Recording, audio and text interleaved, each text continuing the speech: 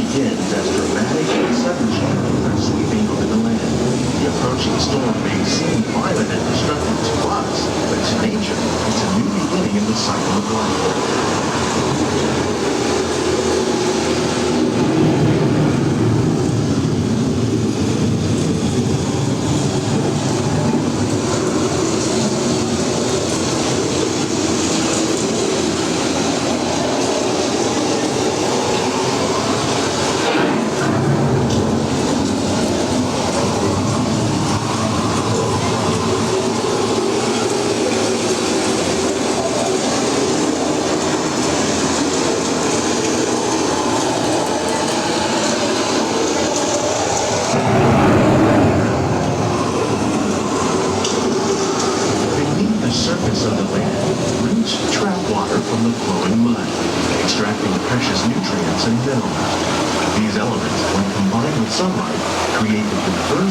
Systems of our planet.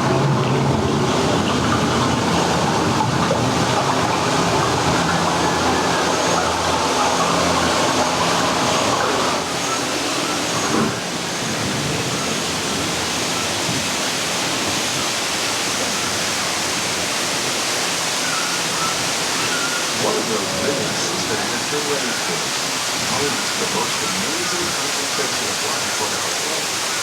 Trees dense and beautiful forests cover only a tiny portion of the Earth's surface, but they contain more than half of its surrounding water. Rainforests are also extremely rich in producing living systems, providing us with oxygen, food, medicine, and other elements essential to our lives.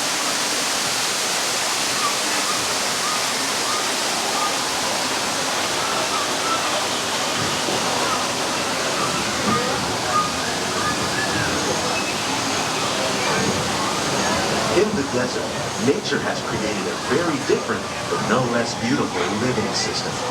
And while this arid landscape may seem lifeless, it is very much alive. The plants and animals that have learned to survive in these harsh conditions make use of what little water they can find and avoid the scorching rays of the relentless sun.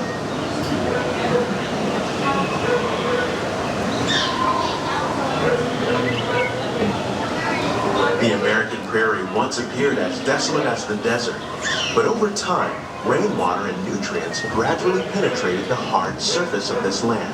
Even the hooves of the mighty buffalo helped create the rich soil that would one day become home to the American farm.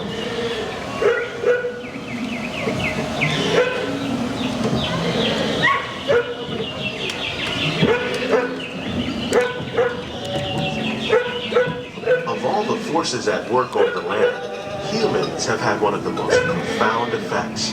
The need to produce food for a growing world led to the enormous use and sometimes overuse of the land. In our search for more efficient ways to grow food, we often fail to realize the impact of our methods.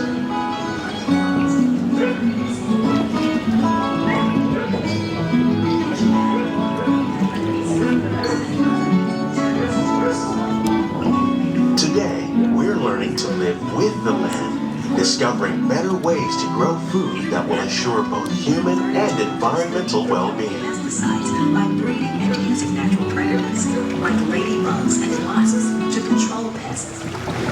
In the farmlands across America, we're learning that by plowing under vegetation containing natural fertilizers, we can enrich the soil without the use of chemicals. In arid regions, we're learning to produce food on desert seacoasts by developing and planting crops that thrive on salt water. In Japan, we're learning that by mixing leaves and other living materials into our soil, we can make farmland more fertile without the need for chemicals.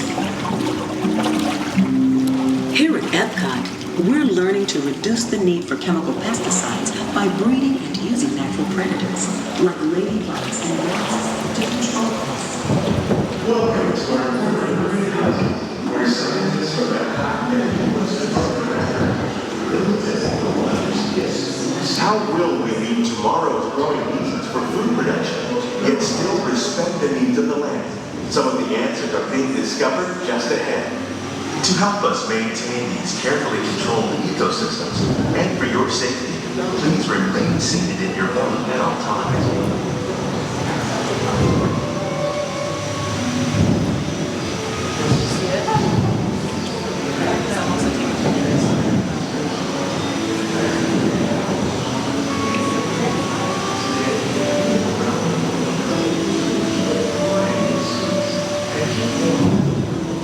Welcome to our Glimmering Greenhouses, where scientists from EPCOT and the U.S. Department of Agriculture illuminate the wondrous gifts we receive from the land. Join us as we bring in the most bountiful time of the year.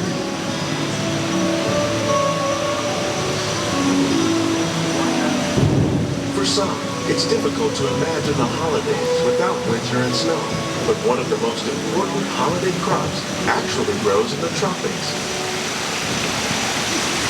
For centuries, farmers in Central America have cultivated cacao to make chocolate.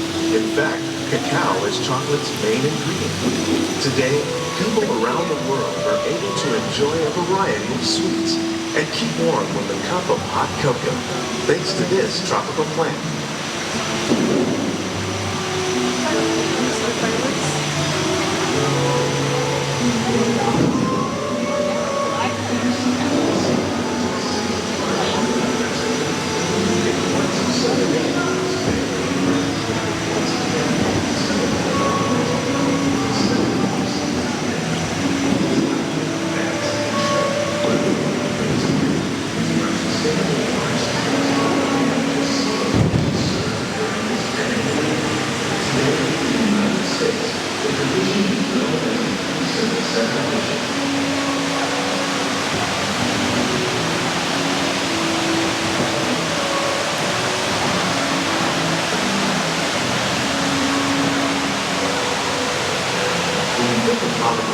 You might not think of fish, but seafood is an essential part of many festive meals. In parts of southern Italy, family and friends gather once a year to celebrate Glimmering with a 7-course seafood dinner. Tilapia, bass, and shrimp, like the ones raised here, using our sustainable water systems, make up just some of the dishes served during this family meal. Today, in the United States, the tradition is known as the Feast of the Seven Fishes.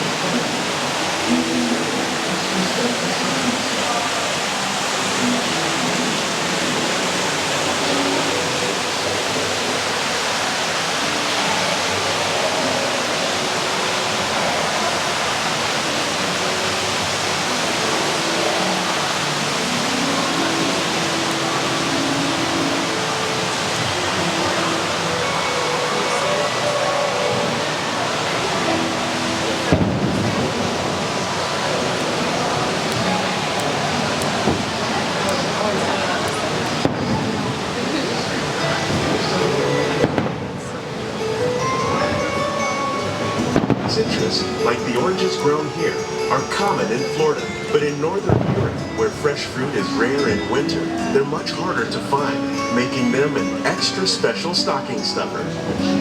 During Chinese New Year, these vibrant fruits are given as gifts of good fortune.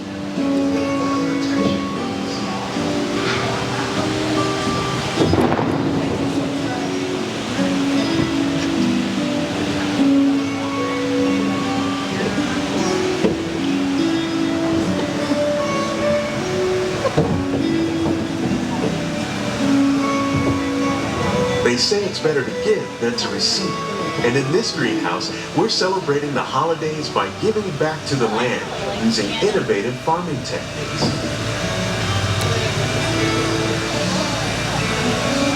By recycling water, we can give plants rich nutrients.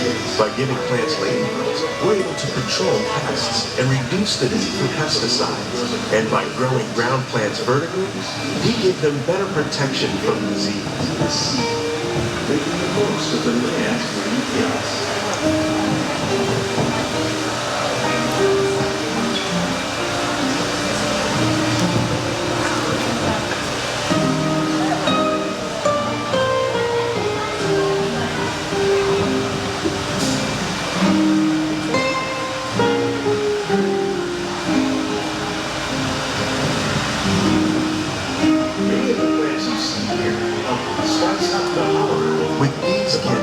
our plants can grow an abundance of festive vegetables.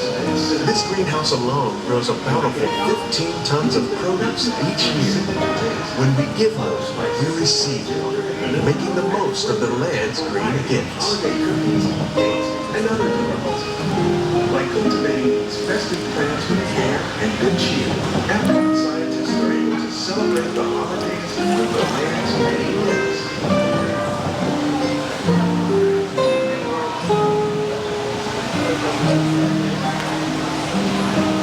Many of the plants you see here help spice up the holidays.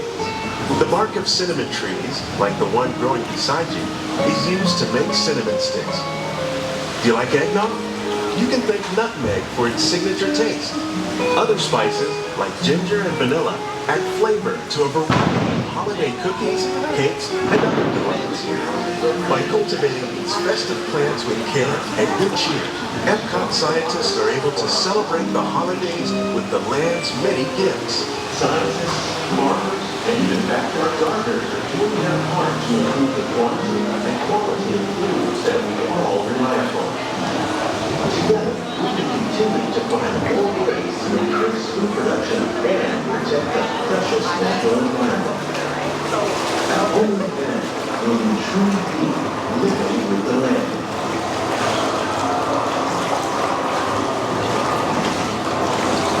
These greenhouses represent just a fraction of the work being done worldwide to produce bountiful harvests for our growing population. Scientists, farmers, and even backyard gardeners are doing their part to improve the quantity and quality of the foods that we all rely upon. Together, we can continue to find more ways to increase food production and protect our precious natural environment. Only